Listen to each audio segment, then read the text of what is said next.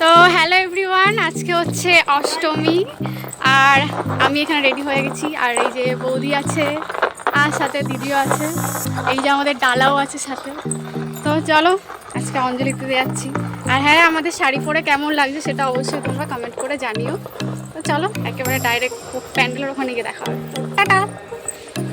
তো হ্যাঁ, যেমনটা তোমাদের বললাম যে আমি কিন্তু ডিরেক্ট চলে এসেছি একদম পুজো মণ্ডপে। আর তোমরা তো দেখে বুঝতেই পারছো আজকে ছিল মহাষ্টমী পুজো, তাই দেখো সবাই কিন্তু অলরেডি চাতালে বসে আছে মানে অঞ্জলি দেওয়ার জন্য।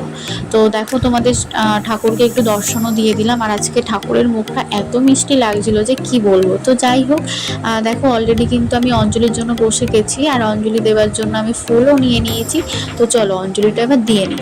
আর হ্যাঁ, তোমরা কারা কারা অষ্টমী পুজোয় অঞ্জলি দিয়েছো বা উপোস করে তোমরা প্রত্যেক বছর অঞ্জলিটা দাও সেটা কিন্তু অবশ্যই কমেন্ট করে জানিও। আমি কিন্তু প্রত্যেক বছরই আমাদের পাড়ার পূজা মণ্ডপে আমি কিন্তু অঞ্জলিটা দিই, কারণ সপ্তমী ষষ্ঠী নবমী এগুলো তো উপোস করে পুজোটা দেওয়া ঠিক হয়ে ওঠে না। এই কারণে মহা অষ্টমীর অঞ্জলিটা কিন্তু আমি প্রত্যেক বছর দিই।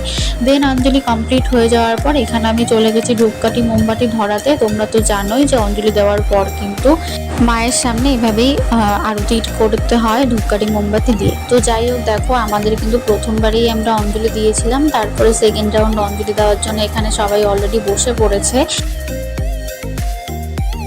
অঞ্জলি দেওয়া কমপ্লিট। হ্যাঁ বিনোদি দেখা ব্লগ ব্লগ, এই যে বিনোদি, ওই যে দিদি, এই যে নিপাদি আছে, ঘন্টু আছে, বৌদি আছে। তো অঞ্জলি শেষ করে এবার চলে যাব বাড়ির দিকে। আর তখন দেখি হঠাৎ করে গোপা শাড়ি টাড়ি পরে রেডি হয়েছিল। বেসিক্যালি গোপা বাড়ি ছিল না, ও ঠাকুর দেখতে গেছিলো হোল নাইট, ওই কারণে ও সকালবেলা বাড়ি এসেছিলো। আর অঞ্জলিটাও এই বছর আমার সাথে দেয়নি, ও পরে মানে সেকেন্ড রাউন্ডে অঞ্জলি দিয়েছিল।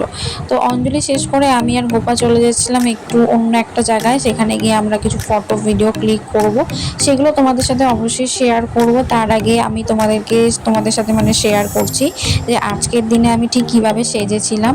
বেসিক্যালি আজকের দিনে আমি একটা লাল কালারের জামদানি আর সাথে একটা লাল কালারের ব্লাউজও ছিল, সাথে কিছু হাতে লাল কালারের চুড়ি ছিল আর কিছু গোল্ডেন জুয়েলারি আমি অ্যাড করেছিলাম। আর তেমন কিছু করিনি, মানে সিম্পলের উপরেই রাখার চেষ্টা করেছিলাম, কারণ খুব বেশি জাবড়া আমার ভালো লাগে না। আর একটা স্পেশাল জিনিস ছিল, সেটা হচ্ছে গিয়ে নথলি, যেটা কিনা আমি কোনোদিনও পরিনি লাইফে, ফার্স্ট টাইম আমি এরকমভাবে নথলিটা পরলাম। এর আগে ফলস নাকের আমি পরেছি, কিন্তু সেটা অক্সিডাইজের, কিন্তু এরকম নাকের নিচে ওখানে আমি কখনো পরিনি এইভাবে। তো ফার্স্ট টাইম ট্রাই করলাম, আমার তো পরে নিজেকে বেশ একটা অন্যরকমই লাগছে। তোমাদের কেমন লাগছে আমাকে নথলিটা পরে সেটা অবশ্যই কমেন্ট করে জানিও। তো এগুলো কি কি ফটো তুলেছি, কি কি ভিডিও তুলেছি সেগুলো তোমাদের সাথে অবশ্যই আমি শেয়ার করব। আর আমাকে এরকমভাবে সেজে গুজে কেমন লাগে। তাছাড়াও আমি আজকের দিনে একটু বাঙালি স্টাইলের শাড়ি পরাটাই বেশি প্রেফার করি, মানে পুজো হোক, মানে পুজো অর্চনায় আমি একটু এরকম পেরে করে শাড়ি পরতে বেশি পছন্দ করি।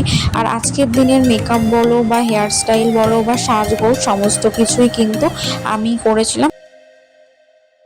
তো আমরা এখন ফ্রির খাওয়া খেতে যাচ্ছি, মানে ফ্রি তো, মানে ওটা ফ্রি না, অ্যাকচুয়ালি সরকার থেকে টাকাটা দিয়েছে এই গেলানোর জন্য। হ্যাঁ, আমাদের কাছে ওটা ফ্রির খাওয়া না, সরকার টাকাটা কোথায় দিয়ে দিচ্ছে? হ্যাঁ সেটা অবশ্য ঠিক না, তারপরে তো আমরা তো চাঁদাও দিয়েছি না পুজোর জন্য, চাঁদা ফাদা দিয়েছি। এখন আমরা খেতে যাচ্ছি, মণ্ডপের দিকে যাচ্ছি। আমাদের মুখগুলো এখন কেমন লাগছে, একটু কত সুন্দর লাগছিল। এখন মনে হচ্ছে ময়দা তুলে মেজে ঘষে এসেছি আমরা এখন, তাই আমাদের একটু অকওয়ার্ড লাগছে। তো চলো তাই।